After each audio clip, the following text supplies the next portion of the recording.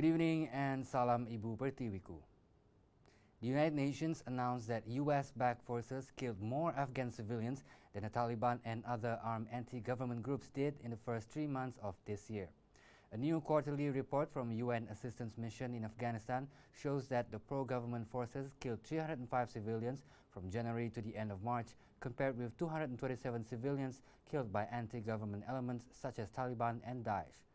Emran Feroz, an Austro-Afghan independent journalist, tweeted that in Afghanistan, massive airstrikes, drone operations and brutal night raids are killing more civilians than any insurgent group does, adding that this is not a surprise for those who are researching it for years. In the statement, Tadamichi Yamamoto, UN Secretary-General's Special Representative for Afghanistan, urged pro-government forces to take immediate measures to mitigate the rising death toll caused by airstrikes and search operations. Iran Foreign Minister Mohammad Javad Zarif condemned the silence of US President Donald Trump's administration on Saudi Arabia's mass execution of 37 people convicted of terrorism.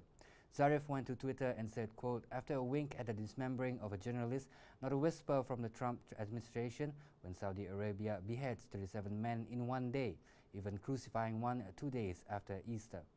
He was referring to the murder of prominent Saudi journalist and regime critic Jamal Khashoggi last year in the Saudi consulate in Istanbul.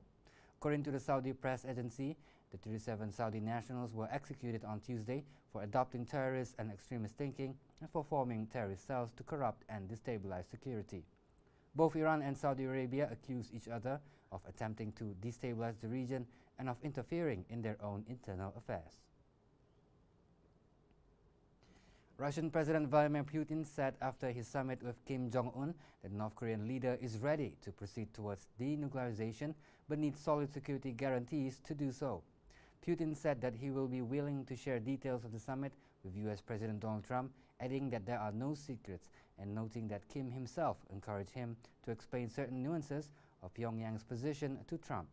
The summit reflected Russia's effort to emerge as an essential player in the North Korean nuclear standoff, a role that would raise Moscow's global clout and its leverage with Washington. Putin stressed that the North Korean leader is ready to move towards a nuclear-free status, but would only proceed when he gets solid guarantees. However, he did not specify what those guarantees would look like, which above all would focus on protecting national interests and security. Putin voiced confidence that Kim's visit will help better understand what should be done to settle the situation on the Korean peninsula. Well, that's all the news for now. I'm Razi Ahmad, and thank you for watching.